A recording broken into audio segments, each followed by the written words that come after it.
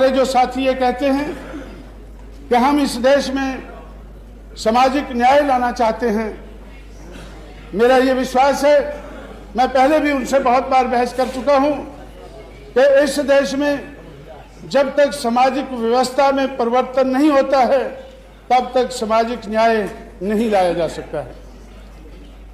समाज व्यवस्था में परिवर्तन होना और उसके आधार पर जो अर्थव्यवस्था बनी है उसमें परिवर्तन होना ये बड़ा जरूरी है। जब तक व्यवस्था परिवर्तन नहीं होता है तब तक समाज में परिवर्तन नहीं लाया जा सकता है। 21 जून को 1990 जून को जनता दल की सरकार थी।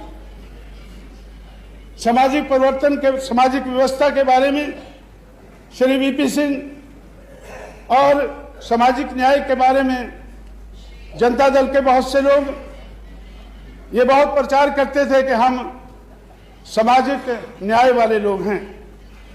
लेकिन इस दिल्ली से 200 किलोमीटर दूर आगरा में एक पनवारी कांड हुआ। 21 जून को पनवारी कांड हुआ। उस पनवारी कांड में दलितों का बड़े पैमाने पर नुकसान हुआ। वो पनवारी कांड का कारण क्या था?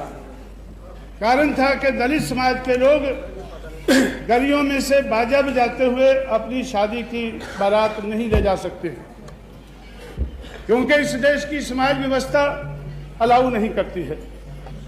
इस देश की समाज व्यवस्था कहती है कि दलित समाज के लोग गलियों में से बैंड बाजा बजाते हुए घोड़े के ऊपर दूल्हे को लेकर नहीं जा सकते हैं। ये व्यवस्था कहती है। उस व्यवस्था के कारण वो कांड हुआ, बहुत ज्यादा लोगों का नुकसान हुआ। दिल्ली में श्री वीपी सिंह प्रधानमंत्री थे, दिल्ली में जनता दल की सरकार थी, उत्तर प्रदेश में जनता दल की सरकार थी। सामाजिक न्याय का नारा लगाने वालों की दोनों जगह सरकार थी। मैंने उस वक्त भी उनसे कहा कि जब तक सामाजिक परिवर्तन नहीं होता है तो तब तक सामाजिक न्याय का नारा ये एक धोखा है, एक फरेब है, लोगों को वोट को हथियाने का, लूटने का एक ढंग है। इसलिए अध्यक्ष जी, हमारे इस किस्म के विरोध हैं। इन विरोधों के कारण हम इस सरकार में अपना विश्वास नहीं रख पाते हैं।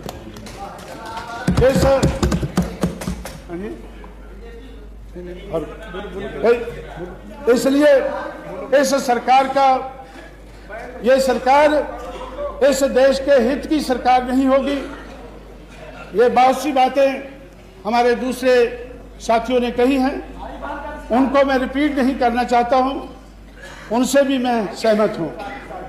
जैसे चुनाव के दौरान में हमारी पार्टी के बारे में कहा गया, बहुत बड़े पैमाने पर कहा गया कि ये बहुजन समाज पार्टी ये चुनाव जीतने के बाद, अपने एमपी जिताने के बाद ये बीजेपी से मिलकर सरकार बनाएगी, ये कांग्रेस से मिलकर सरकार बनाएगी। कांग्रेस के खिलाफ बहुत कुछ कहा गया, लोगों को, वोटरों को, खासकर मुसलमान भाइयों को गुमराह करने के लिए कहा गया कि बाबरी मस्जिद को गिराने में कांग्रेस का बड़ा हाथ है। भारतीय जनता पार्टी का दोष कम है, कांग्रेस का दोष ज्यादा है।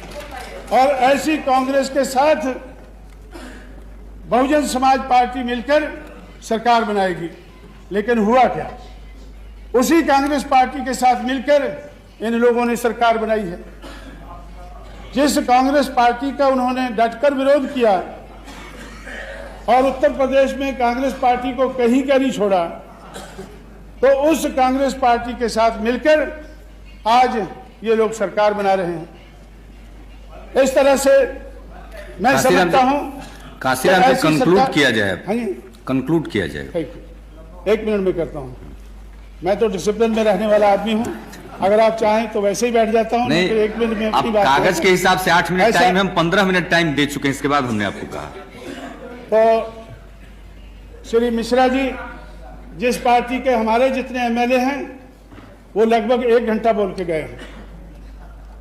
श्री मिश्रा जी अभी अभी बोल कर गए हैं तो वो 1 घंटा बोले हैं, हमारे भी उतने ही एमएलए हैं, तो इसलिए मैं आपसे